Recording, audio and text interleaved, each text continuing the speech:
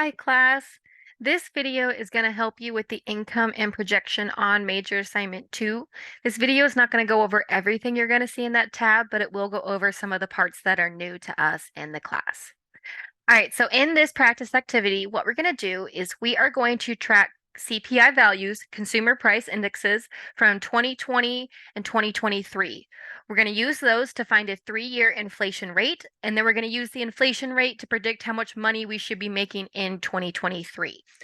So basically what we're going to do is we're going to predict how much money we should make in the future based off inflation. We're not going to be working in the future, but we are going to think about it like we're working in the future.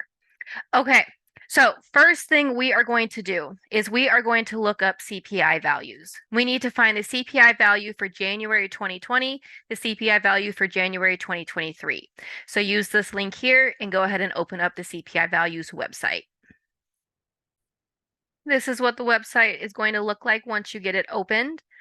We want to check the first box and then we're going to hit retrieve data.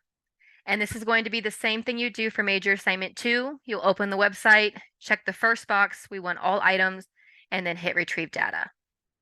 This will open up a table of all the CPI values. So then you're going to look up the CPI values you need. We want January 2020 and January 2023. So for January 2020, we have 257.971. In January 2023, we have 299.170. So we're going to write those down and then we will put them into our Excel assignment. All right, so I took the CPI values from the website and I have entered them into my green cells, made sure to format them as numbers with 3 decimal places. Since those cells are green, no Excel formula is required. You can go ahead and just type the numbers in. Okay, once we have the 2 CPI values, now we can find the inflation rate. Let me get my screen zoomed where it's nice to see it. The inflation rate we're going to do in that gold cell, we are going to follow a percent increase formula. So this is going to be similar to the percent increase.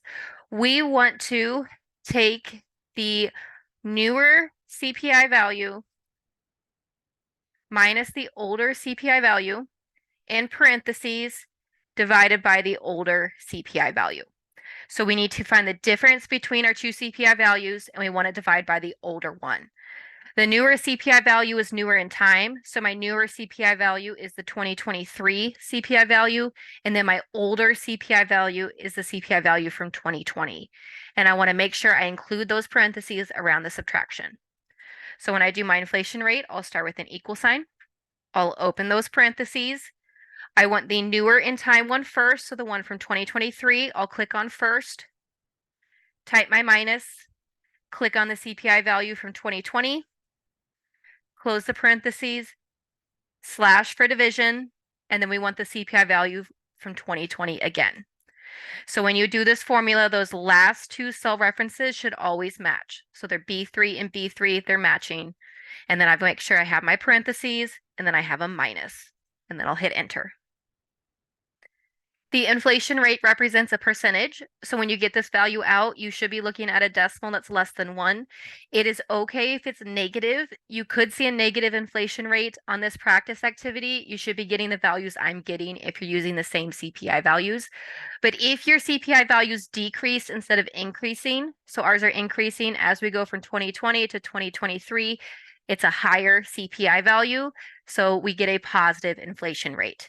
If 2023 was a lower CPI value than 2020, then we'd see a negative inflation rate. So it is okay to see negative inflation rates. It means your value is decreasing.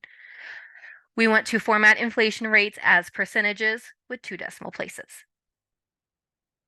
All right, now that we know the inflation rate, we can use the inflation rate to make predictions. What we can do is we can predict how much the money from January 2020 would change to January 2023. So we're going to predict how much we would make in 2023 if we knew how much we're making in 2020. So this is part 2 of the problem. All right, so part 2, based on the inflation rate, if you made $14 an hour in January 2020, how much should you make in January 2023 to keep up with inflation? How much money would that be if you worked 40 hours a week?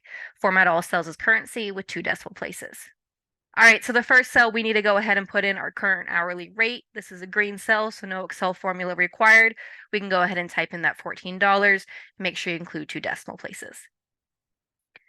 All right, now we want to project that $14 into the future. So we're pretending that it's January 2020, we're making $14 an hour.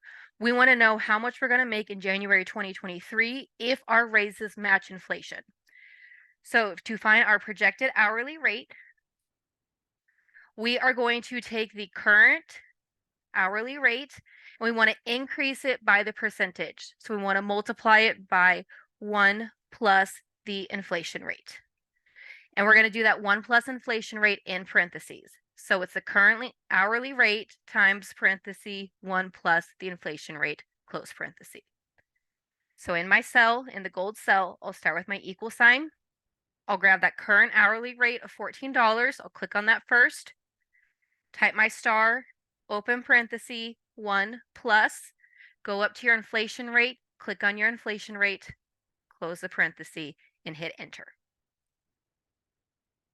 You should see your money increase because we have that positive inflation rate, so we're increasing. So if our current hourly rate in January of 2020 was $14, to keep up with inflation, if inflation was 15.97%, to keep up with inflation, we would need to make $16.24 in January 2023.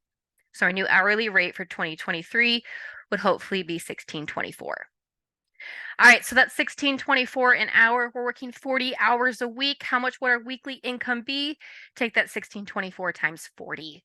We want to do an Excel formula. We can reference that $16.24. We can't cell reference that 40 though, because we don't have that 40 sitting by itself in a cell. So we're going to cell reference the $16.24. It's hiding from me, so I can't click on it right now, but it's in cell B9.